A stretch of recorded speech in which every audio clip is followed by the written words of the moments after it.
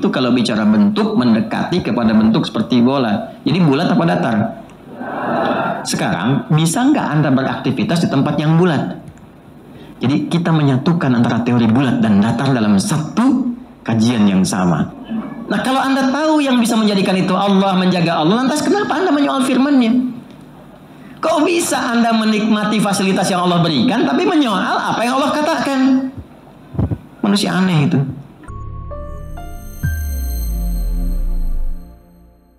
Lihat sini.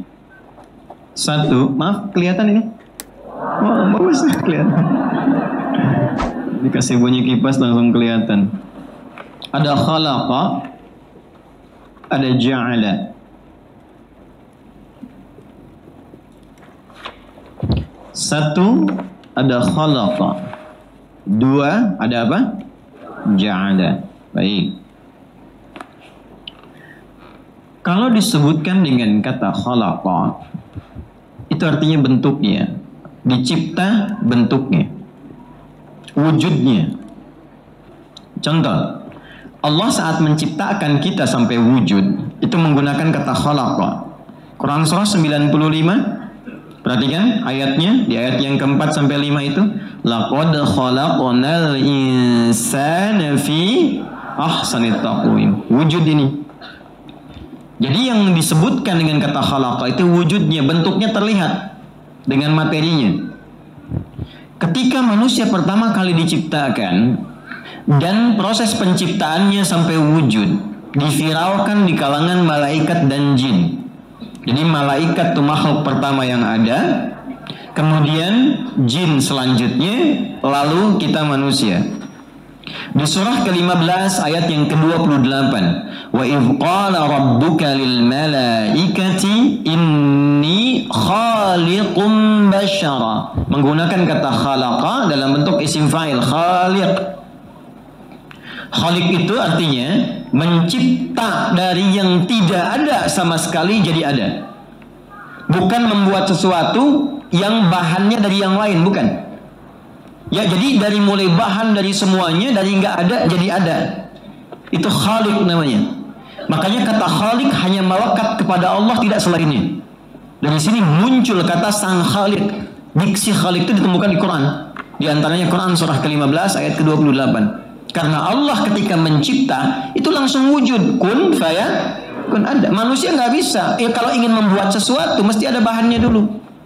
Bagaimana bisa membuat tisu begini? Harus ada bahannya. Dia nggak bisa menciptakan bahannya. Pasti selalu ada barang-barang bahan tertentu untuk menjadikan benda itu wujud. Allah tidak demikian. Begitu kun, jadi. Maka difirmankan di ayat ke-28 menggunakan kata khaliqun dari kata khalaqa. Iqra bismi rabbikal ladzi khalaq. Khalaqal insana min 'alaq. Khalaqa artinya wujudnya. Jelas di sini? Tapi apa sih fungsi kehidupan manusia itu? Yang sudah wujud ini tugasnya apa? Fungsinya apa? Bergeraknya harus bagaimana? Ketika memberikan fungsi pada benda yang sudah wujud itu, pada makhluk yang sudah wujud itu, maka berubah katanya dari kata khalaqa menjadi ja'ala. Kalau khalaqa jadi khaliq, kalau ja'ala jadi ja'il. Perhatikan, diciptakan makhluknya, inni khaliqun basyara. Ya, Allah berfirman pada malaikat, pada jin sebagian yang ada pada masa itu. Ya, nah karena di ayat 27-nya jin duluan. Wal janna khalaqnahu min qablu min naris samum. Nanti di Quran surah 18 ayat ke-50 jinnya disebutkan. Ada jinnya. Ya, wa idh qulna lil malaikati isjudu li adama fasajadu illa iblis kana minal jinni fa fasaqa an amri rabbi. Jadi ada malaikat, ada jin pada masa itu. Diinfokan akan ada makhluk baru selain engkau yang akan diberi tugas.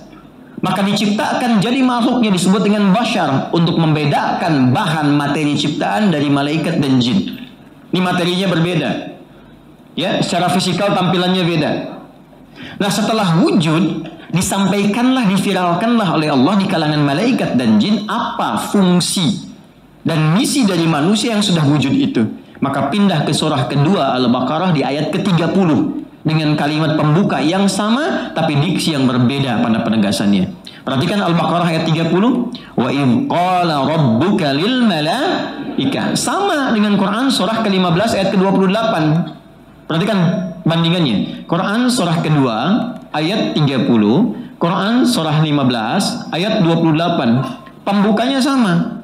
Wa idh qala rabbuka lil malaika. Sama di sini Al-Baqarah ayat 30, di sini Quran surah Al-Hijr ayat 28. Tapi di Al-Hijr, inni khaliqun basyara, baru dicipta. Setelah wujud dijelaskan fungsinya. Al-Baqarah 30, inni ja'ilu fil ardi khalifah. Kalimatnya berubah dari khaliqun menjadi ja'ilun. Aku akan memberikan fungsi pada manusia yang telah berwujud ini sebagai khalifah di bumi. Akan menjalani kehidupan di bumi yang saling menggantikan, diberi tugas ibadah untuk memakmurkan kehidupan di dalamnya. Jadi saya ingin katakan, kalau disebutkan khalaqa itu bentuk wujud, kalau disebutkan ja'ala itu fungsi yang melekat pada wujud yang telah nyata itu, telah ada itu. Jelas di sini? Baik, sekarang masuk kembali ke An-Naba ayat 6.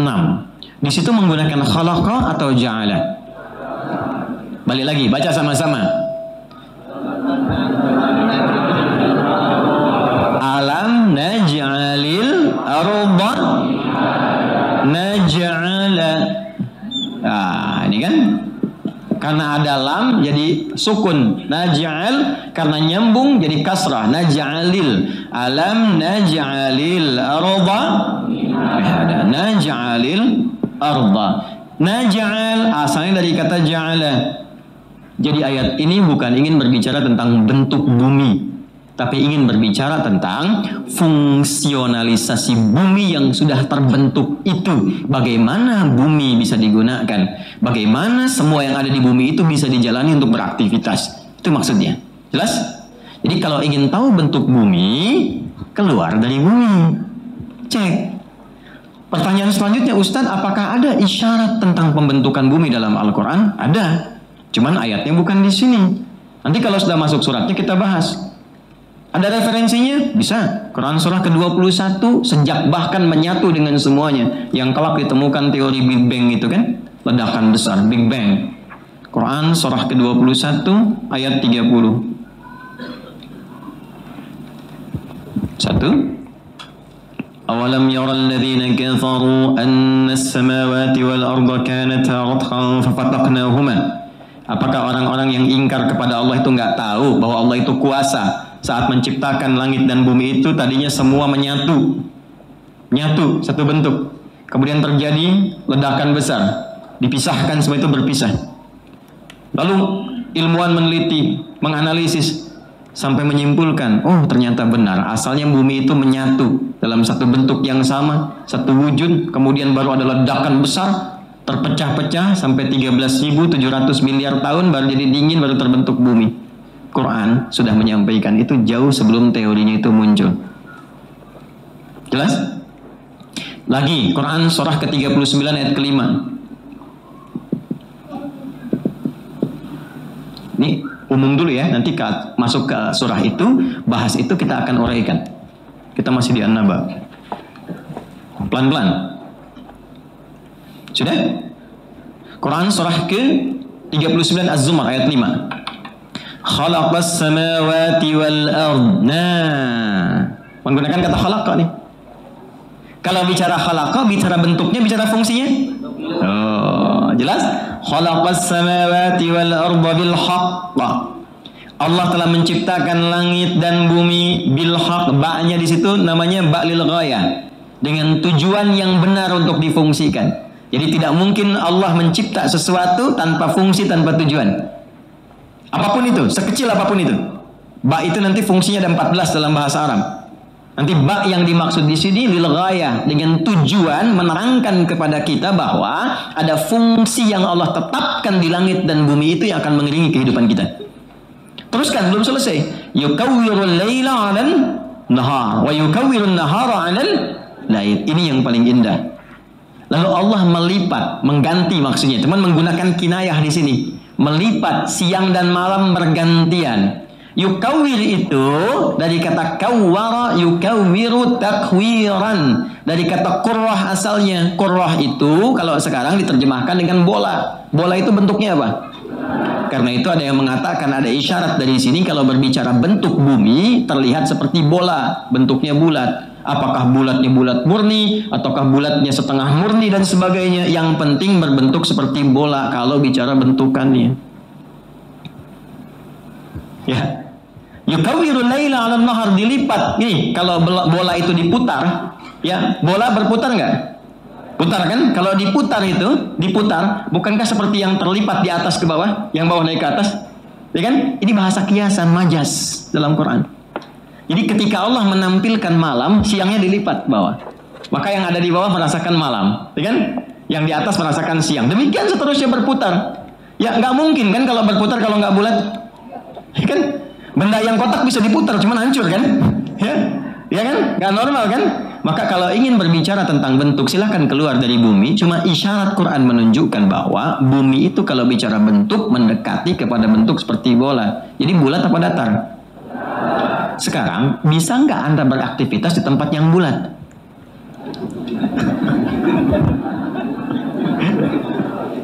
Bisa nggak? Beraktivitas di tempat yang bulat bisa nggak? Tidur di atas ban bisa nggak? Tidur di atas ban bisa nggak? Bisa aja kalau bannya dihamparkan gitu kan? Bannya dihamparkan begini, kan? Didatarkan, bisa kita tidur di atasnya. Tapi kalau bannya bulat bagaimana? Maka inilah menjadikan kuasa Allah, menjadikan setiap titik di bumi yang bentuknya bulat seperti bola itu, setiap titiknya dihamparkan. Yang ada di dalam bulatan itu dihamparkan supaya kita nyaman beraktivitas di dalamnya. Itu maksudnya. Siapa yang bisa menjadikan satu benda yang bulat di dalamnya bisa datar? Kecuali Allah. Jadi kita menyatukan antara teori bulat dan datar dalam satu kajian yang sama. Jadi kalau ingin bicara bentuk keluar, kita temukan pasti kelihatan bulat seperti bola. Masanya kan kita katakan, makanya kita katakan bola dunia. Ya. Halo? Betul kan? Tolong berikan globe bola dunia, gitu kan? Dibaca bentuk seperti bola, diputar-putar. Jelas sampai sini? Baik, tapi bagaimana kita bisa beraktivitas di tempat yang bulat? Kalau bukan karena kuasa Allah, nggak mungkin bisa terjadi. Maka kata Allah, dari bentuk yang seperti ini, aku jadikan di dalamnya mudah beraktivitas karena aku hamparkan seperti hamparan. Nah, dalam bahasa Arab, menghamparkan sesuatu, sehingga dari hamparan itu nyaman kita beraktivitas, seperti bayi yang mau ditidurkan, dihamparkan dulu kan kasurnya itu. Ya, itu disebut dengan mihada namanya.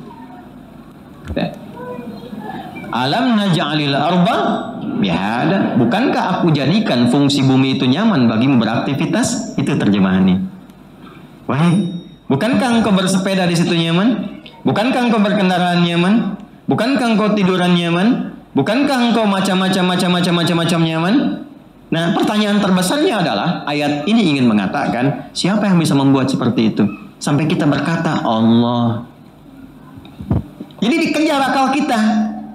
Ya, akal kita dikejar untuk mengucapkan satu kalimat saja. Hei, siapa yang bisa membuat satu ini benda yang bulat di dalamnya terhampar dan di setiap titik yang bulat itu bisa dimudahkan untuk beraktivitas, bisa menjadi hamparan, tiduran bisa, bekerja bisa, aktivitas bisa. Siapa yang bisa menjadikan demikian? Dan dalam saat yang bersamaan benda itu berputar dan stabil. Siapa yang bisa menciptakan itu? Siapa yang bisa menjadikan itu? Adakah yang lain yang bisa membuatnya?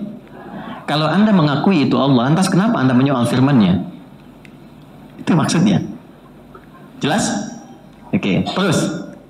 Satu. Pelan-pelan ya. Alam naj'alil arda mihada. Nanti kalau sudah masuk kepada ayat-ayat ilmiah, isyaratnya kita akan hadirkan tafsir-tafsir ilmiah. Contoh misalnya apa kaitan bumi dengan matahari? Ada nanti. Nanti masuk ke surah Yasin ayat 38 sampai 40. Ya. Wasyamsu tajri li mustaqarrin laha dzalika taqdirul azizil alim. Wal qamara qaddarnahu manazila hatta 'ada kal urjunil qadim. Lasyamsu yanbaghi an tudrikal qamara wal lailu sabiqun nahar. Kullun fi falaki yasbahun. Itu indah sekali. Nanti jangankan kata Allah bumi. Aku tetapkan juga matahari nanti, ya, untuk jadi pusat di tata surya. Ya, bintang pusat di tata surya, yang dia punya sumbunya sendiri dan berputar di situ, dan sekarang sudah dibuktikan. Ya, yang diameternya lebih besar daripada bumi. 1.392.684 km, 109 kali besarnya daripada bumi. Ya, 1.392.684 km diameternya. Ya. Kemudian kecepatan rotasinya itu bisa sampai 7.189 kali 103 km per jam. Ya, diukur dari khatulistiwa. Tapi bisa stabil gitu. Siapa yang menjadikan itu? Nah, kalau Anda tahu yang bisa menjadikan itu Allah, menjaga Allah, lantas kenapa Anda menyoal firman-Nya? Kok bisa Anda menikmati fasilitas yang Allah berikan tapi menyoal apa yang Allah katakan? Manusia aneh itu. Ya, Anda tinggal dan bekerja di perusahaan, menikmati fasilitas dari perusahaan, dikasih fasilitas, kasih rumah, kasih mobil, kasih macam-macam, tapi kok bisa menyoal kebijakan pimpinannya? Halo?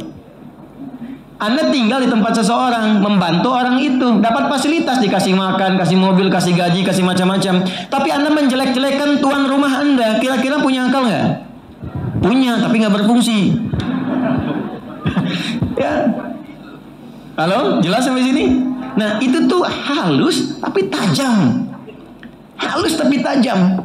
Ya, bahasa Ukraina itu apa? Menyelekit ya. Ya, paham ya? Baik, yuk lanjut lagi. Alam naj'alil arba. Baik, a dengan lam ketemu, jadi apa? Lam. A dengan lam ketemu jadi alam. Alam gini ya. Nah, alam. Perhatikan baik-baik, ini untuk pengetahuan. Lamnya untuk nafi, A-nya untuk takrir, istifham takrir, untuk menetapkan. Istifham itu untuk bertanya. Bapak istifham, bapak yang sering nanya. Kalau cuma lam saja, itu menafikan sesuatu, nggak diakuin. Ya, nggak diakuin. Lam yalid wa lam dinafikan. Allah nggak beranak, nggak diperanakan, nggak diaku. Jadi kalau ada yang diaku sebagai Tuhan, yang dipertuhankan, tapi hasil dari peranakan atau melahirkan, maka lam jangan diaku. Ya, jelas? Karena kalau ada yang demikian berarti masih melekat sifat makhluk. Sedangkan sifat dasar dari Tuhan itu beda dengan makhluk. Ya, jadi kalau sama dengan makhluk, maka setiap makhluk berpotensi jadi Tuhan. Kan cara berpikirnya begitu kan? Ulangi ya. Kalau ada sifat Tuhan dimiliki juga oleh makhluk, maka setiap makhluk berpotensi jadi Tuhan. Paham sampai sini? Baik. Jadi Tuhan disebut Tuhan mesti mutlak beda dengan makhluk. Ya, totally different. Jadi 100% itu mesti beda. Jadi kalau makhluk misalnya berpasangan, Tuhan boleh nggak berpasangan? Tidak. Makanya Allah langsung berstatement dalam Al-Quran, dan cuma di Quran didapatkan. Wa min kulli syai'in khalaqna zawjaini la'allakum tadhakkarun. Quran surah ke-51 ayat 49. Semua yang aku cipta, aku jadikan berpasangan supaya kalian sadar cuma aku yang tidak punya pasangan. Makanya ditegaskan di surah Al-Ikhlas, qul huwallahu ahad. Ahad itu satu-satunya yang nggak ada dua dan nggak pernah bercabang. Ya, jadi kalau satu mungkin ada dua, itu namanya wahid. Jadi ada isnin. Makanya kalau disebut wahid, melekat kepada Tuhan, mesti ada sifat Tuhannya supaya menjadi ahad. Jadi kalau ada wahid, mesti ada ilah. Kalau ilah ditambah dengan wahid, itu maknanya ahad. Karena itu kita temukan di Quran surah kedua ayat 163, wa ilahukum ilahu wahid. Ketika ada wahid harus ada ilahnya. Tapi ketika ilahnya hilang, muncul ahadnya. Qul huwallahu satu. Sekarang maaf, manusia melahirkan tidak? Manusia dilahirkan. Maka Tuhan tidak boleh dari hasil kelahiran dan melahirkan. Jadi jika ada Tuhan atau yang dipertuhankan dari hasil kemudian kelahiran, yang dilahirkan atau berpotensi melahirkan, maka ini menyamai sifat-sifat siapa? Makhluk. Maka nanti ada potensi makhluk lain bisa menjadi Tuhan. Jelas? Baik. Maka itu setiap kejadian Allah ciptakan semua bentuk kelahiran untuk menunjukkan bahwa Allah tidak dilahirkan. Contoh, kelahiran itu ada 4, Pak, bentuknya. Ya, ada yang seperti kita, yang normal, ya, Ada laki-lakinya, ada perempuannya. X, Y. Laki-laki, perempuan. Terlahir dari pasangan yang halal, yang benar, ya, lahir. Kedua, ada yang ibu saja, ayah tidak. Ada yang Y saja, X-nya nggak ada. Contoh, Nabi Isa alaihissalam. Isa alaihissalam. Ada yang bersumber dari bagian X, dari bagian laki-laki. Terciptalah kemudian makhluk, ya, perempuannya nggak ada. Siapa? Hawa. Sayyidah Hawa alaihissalam. Hawa. Panggil bagian dari tulang rusuknya Adam alaihissalam, dari situ diciptakan siapa? Hawa. Jadi ada yang tercipta laki-laki, perempuan dari hubungan seksual, lahir kemudian seperti kita. Ada yang perempuan saja, ada yang laki-laki saja. Ada yang tanpa laki-laki, tanpa perempuan. Siapa? Adam alaihissalam. Nggak ada X, nggak ada Y-nya. Allah mau jadi Adam. Untuk menunjukkan bahwa kalau Allah mau jadi semua, tanpa ada laki-laki perempuan jadi makhluk. Dari laki-laki jadi Hawa, dari perempuan jadi Isa, dari laki-laki dan perempuan jadilah kita. Jelas kan? Untuk menunjukkan Allah yang punya kuasa. Jadi kalau salah satu dipertuhankan, ini bermasalah. Kenapa yang lainnya tidak? Misal, ini ada lahir dari perempuan, laki-lakinya nggak ada, dipertuhankan. Kenapa Hawa nggak dipertuhankan karena lahir dari laki-laki? Yang lebih hebat lagi, kenapa Adam nggak jadi Tuhan? Padahal lahir nggak ada bapak, nggak ada ibu, misal. Ya, ini untuk memberikan kesan bahwa kalau Allah Sang Maha Kuasa menginginkan sesuatu jadi dan terjadi. Itu fungsinya lam namanya. Lam yalid walam yakul lahu kufuwan. Kalau lam kemasukan a, maka jadi apa? Alam, kan? Kalau sudah alam, maka berbeda maknanya. Alam, a-nya istifham, ketemu nafi menjadi takrir, untuk menetapkan. Jadi kalau sudah ada kata alam, fungsinya berubah untuk menetapkan, ya, untuk meneguhkan, meyakinkan. Alam naj'alil arda mihada, untuk menetapkan, meneguhkan. Akalnya masih ada nggak? Masih tetap nggak? Masih kokoh nggak dalam dirinya itu? Atau jangan-jangan belum pernah dipakai, jadi masih bening, masih murni? Jelas?